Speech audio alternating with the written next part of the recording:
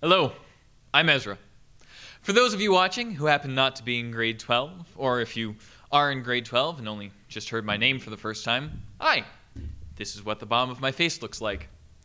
This year I have the unique distinction of being this school's first salutatorian. You may ask yourself, is that a real thing? And what does that mean? I've been told the answer to the first question is yes, and as for the second, it means I bribed the wrong people. What it actually means is that I came in second, grades-wise, to my constant irritants, but I get to talk first, and now you have 2 pages to flip past in the yearbook. So ask yourself, who really came out on top? But it is my honor to welcome you all to this virtual celebration, even though you've all been here for a while. But that in itself is a great reminder that this is all different than we imagined. I know when I thought of myself in this position, I imagined myself staring out at a sea of faces, all silently pleading with their eyes for me to be brief and just let them leave. I know many of you imagine yourselves all decked out and dolled up in the gym for what should be, and still is, an exciting day. But this year's different. I know. We've all heard it far too often for the past year. Things have changed. We're all in this together. Enhanced cleaning protocols seems to be a uniquely popular one. And we get it, right? First global pandemic in a century. Gotta keep our grandparents safe. Constantly thinking they'll probably be fine if I catch it, but what if I spread it to my parents? Are they going to be okay? Are my older relatives going to be okay? What's with all the people wearing their masks under their nose? Don't they understand how breathing works? I was in close contact. Is my nose running because of that, or is it just allergies? Why, in the year of our Lord 2021, were people protesting public health measures? Forget all the schoolwork for a second. Fear and isolation were our biggest challenges this year. I'll admit, the last year and a bit have made me lose some of my faith in humanity. And what's the response to that? They told me, Ezra, you're going to be our first salutatorian. No one's going to know what that means, but just go out there, welcome everybody, and reflect on your time at school. Use your personality and humor to warm up the crowd. I don't know what they were thinking. Coming from a guy who prides himself on having, well, it could be worse as a personal motto, I think I'm hardly in the position to look at you and say we should all just look on the bright side. But that doesn't mean that we should forget to highlight the little spots of light that we see.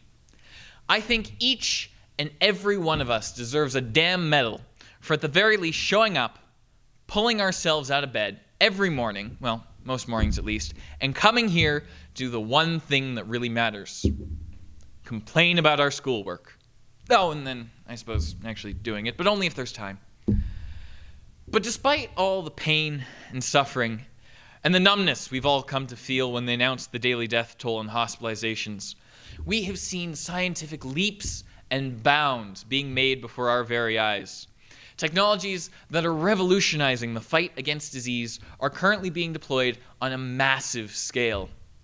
I know many of us have already benefited from our first shot, and so can see a spot of hope on the horizon. Despite our many struggles and moments of doubt, we've never truly lost our hope.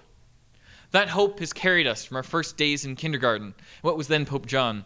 Whether you were in the blue group, the red group, or the green group, we were all still little snot-nosed kids, a little nervous about our first day, wondering whether our teacher would be nice, whether we'd like the other kids, whether the class would be fun enough, though blue group was still best. Fight me on it, I dare you. But we needn't have worried.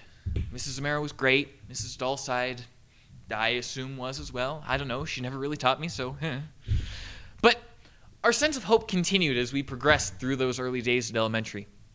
We got to experience all the things you're supposed to at that age. Assemblies, library days, Halloween parties, Christmas concerts, screaming our heads off on the Christmas tree at the playground. Though, I think for many of us, our first experience of true tragedy was exactly 11 years ago today, the day Connor died. And at that age, it's hard to understand when misfortune and death strike. And further tragedies have affected us since. But for me at least, being forced to see the unfairness and the uncaring reality of what life sometimes is has made me appreciate the time I've been given with you people that much more. Going up through the rest of elementary, being kind of freaked out by the wasp's nest in Mrs. Warren's grade 2 class, doing what were probably horrible plays for the first time. They're only looked back on fondly now because of how cute we all were. Going into grade 3 and 4, where we were all lied to about how important handwriting would be from then on. Thank you, Mrs. Rockwell. I am now the scourge of all my teachers' written assignments. But we got to enjoy all of that, and I think it's important to remember how privileged we are to have gotten to experience any of this at all. Then we all went on to OLA. Man, am I glad we've all chilled out by now. Whoever thought it was a good idea to take that many hyperactive kids on a camping trip in grade 6? But I digress, because they were formative years nonetheless. And I'll admit, I did cheat at grounders every time we played because I'm allergic to falling off playground equipment on my face. I know. I hope you can all find it in your hearts to forgive me. And I'll be honest, grades 7 and 8 really blurred together for me. Probably because not only did I have the same teacher, I had the same locker for some horrible reason. But I may not remember much distinctly from those years, but I do remember grade 8 English. Not for the content, but for the people. Specifically, the people who left that unclaimed sandwich behind the filing cabinet for a few weeks without being, shall we say, disturbed. But in the end, it was educational. We all learned how mold grows in an airtight environment. Let's just say during that time we really made our teachers earn their paychecks. And then we moved on to the big one, high school. Last year at JP2, I'm just going to come out and say it, I was way more scared of the grade 12s then than the grade 9s are of me now. Must be my calm demeanor and care for the children. There's also the strange phenomenon where grade 9s cluster together in the halls and manage to take up the entire hall. We did it. Every year after us did it. Generations from now, they'll still do it. I don't know what it is that makes you incapable of moving 2 feet to either side at that age. It's some cosmic universal force, apparently. Then, in grade 10, we got a new school. I don't know about you, but finally having a dedicated drama room that wasn't some side classroom with carpet that was around when the Berlin Wall fell made me weak in the knees. You should have seen Kevin Cross hype it up.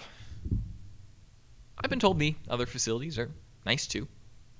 And I know the washroom thing has been done to death. I'd just like to meet the architect who thought that putting urinals in 1/3 of the gender-neutral washrooms was a good idea. And now, I'm not entirely sure what I'm supposed to say about grade 11. The first half was fun. The global pandemic made me prefer doing modules. I've never experienced such low-level constant anxiety.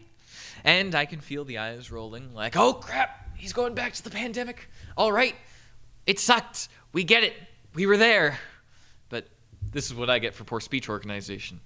And yes, there were people I absolutely dreaded having to be locked in a room for 80 minutes with. But you know what? Since then, I've come around, and now, in my mind, I think they're at the very top of the bell curve. Furthermore, we shouldn't forget how we got here, and who got us here. Thank you to my parents for always asking my best, and more importantly, accepting what my best is. Thank you to my grandparents and aunts and uncles for providing such a wonderful foundation for me and my family throughout the good times and the struggles. Thank you, Father Chris and Father Daniel, for your continued work and patience, and we all wish you well in your new parishes. Thank you to all the teachers, aides, support staff, and admin who have helped us nurture our abilities for these last 13 years, for sacrificing your personal time so we can have sports, contests, and drama productions, for making sure that we didn't set fire to anything too important, and to let us do fun and kind of dumb stuff like throwing pumpkins from the second floor balcony, or all getting around a Van de Graaff generator turned all the way up at the same time, which was electrifying to say the least. Because ultimately, we may not remember exactly how to do stoichiometry or what the appendix's purpose is, but we will remember the people who helped us along the way. Shakespeare once said that brevity is the soul of wit, and if the length of this speech is any indication, I sorely hope he was wrong. But thank you for letting me pay some tribute to the last 13 years of my life. And I hope all 5 of you who didn't skip today feel I did an okay job. Now, I get to hand it off for the last speech, we promise. Your valedictorian, David McMaster. But before I go, remember, it's only the worst year of our lives so far. Hello everyone, I hope you are all having a great day.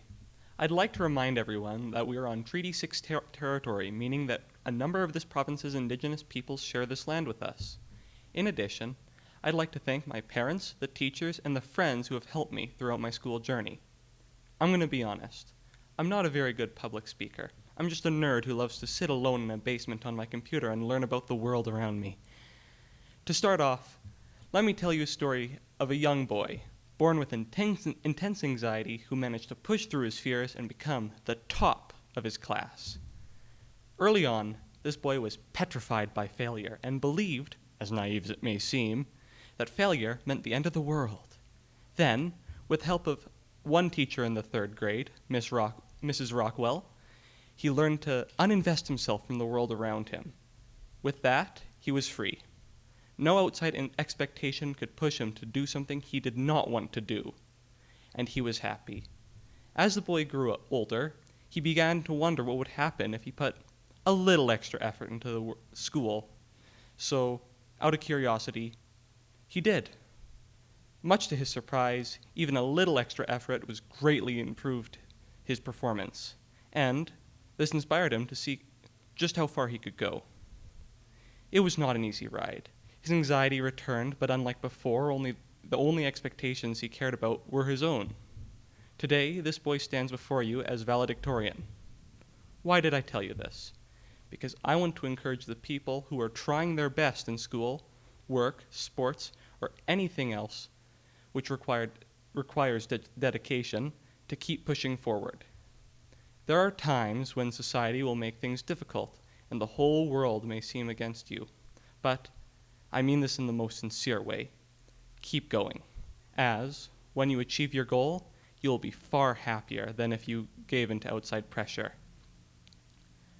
I planned on speaking about other subjects today, but the recent reminder of the tragedy which has shaken our great nation's indigenous population cannot be ignored. As you may have heard, the bodies of over 215 indigenous children between the ages of 3 and 18 were found on the grounds of Kamloops Residential School last month. But this has not been an uncommon occurrence. In Canada alone, upwards of 6,000 children are known to have died while attending these schools, the equivalent of one death in every 25 students, about, the average class size. For Indigenous people, the death of these students have reverberated throughout their communities in both when it happened as well as now. I bring this issue up because, throughout recent history, such issues have been silenced. I, for one, refuse to let such atrocities fall into obscurity, and I know, as a graduating class, we have the power to prevent such an event from ever happening again. When listening to those who have personally been affected by these injustices, we are granted a better perspective into the truth of our shared history.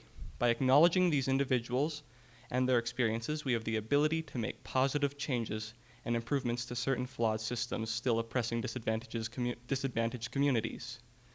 So let us come together and bring about a far brighter future than we have been left with, for we all have potential for immense greatness. Thank you, and live long and prosper.